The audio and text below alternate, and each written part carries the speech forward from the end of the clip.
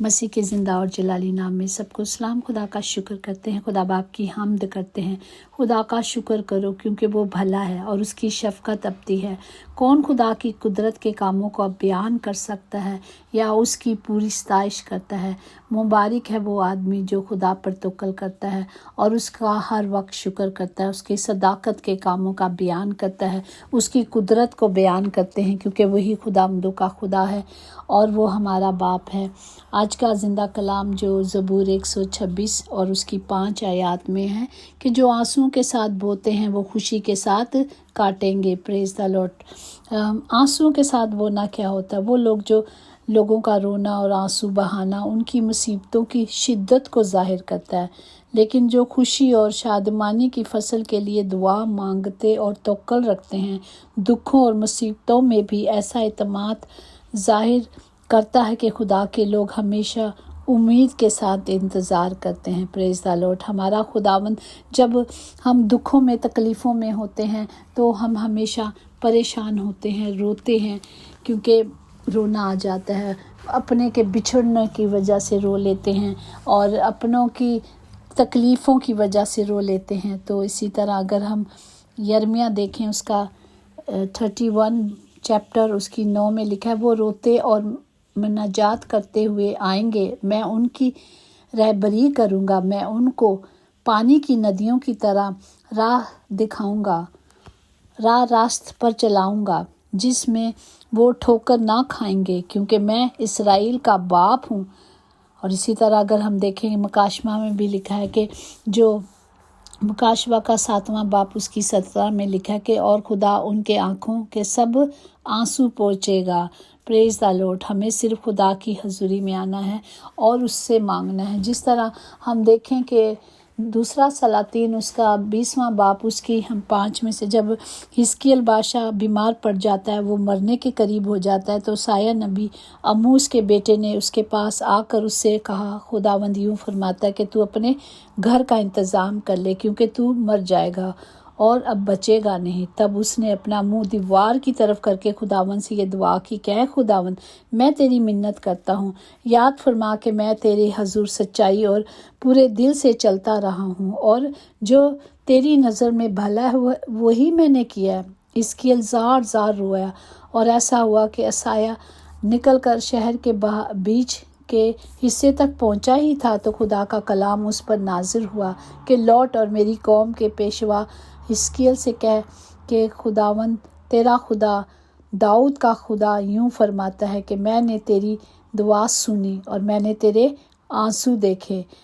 देख मैं तुझे शिफा दूंगा और तेरे तीसरे दिन तू खुदावंद के घर में जाएगा और मेरी 15 साल में तेरी उम्र में बढ़ा दूंगा और तू मेरी शुक्रगुजारी करेगा। तो खुदावंद हमारी दुआओं को सुनते हैं और उनका जवाब देते हैं। अगर हम आंसुओं से बोते हैं और खुदावंद घरों में भी बाज़ दफ़ा देखा खुशी का घर को जैसे कहते मातम का घर बन गया, तो इसी तरह मातम का घर खुशी में तब्दील हो जाता है, क्योंकि ये हमारे बाप की कुदरत है। जब हम उसमें चलते हैं तो वो सब कुछ करने में कादिर है।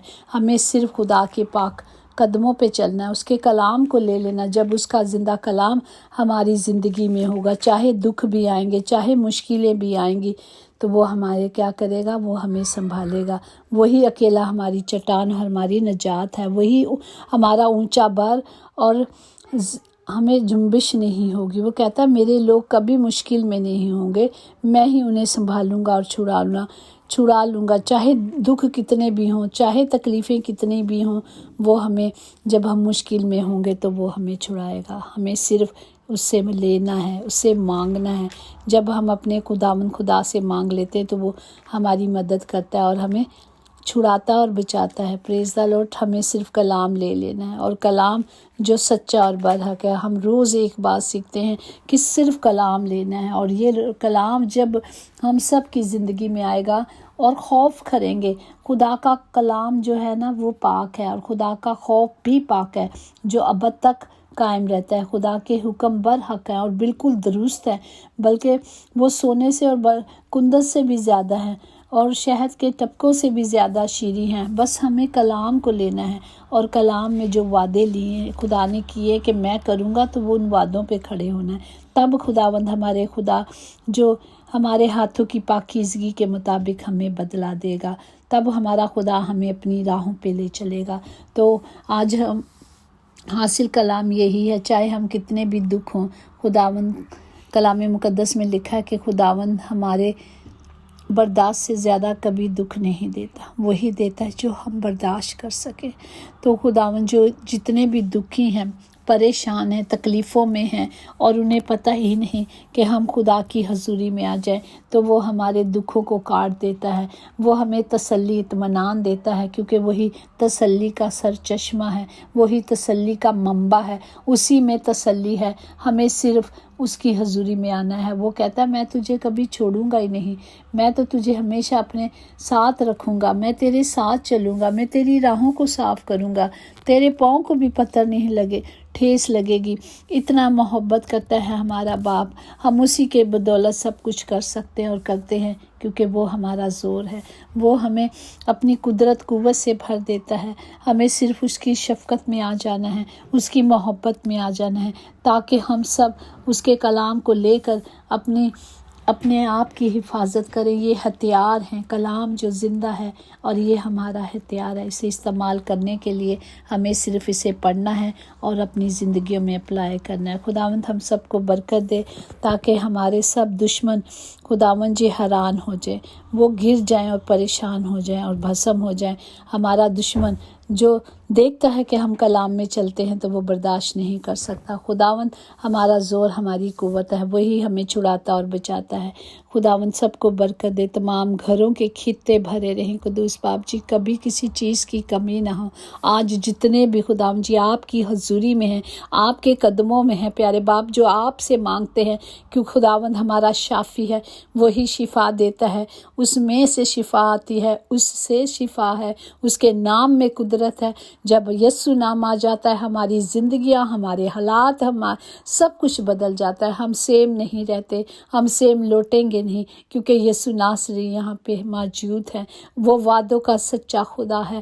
اس نے کہا میں ہی بیٹا تجھے شفا دیتا ہوں، میں ہی بیٹی تجھے شفا دوں گا، تو وہ دے گا۔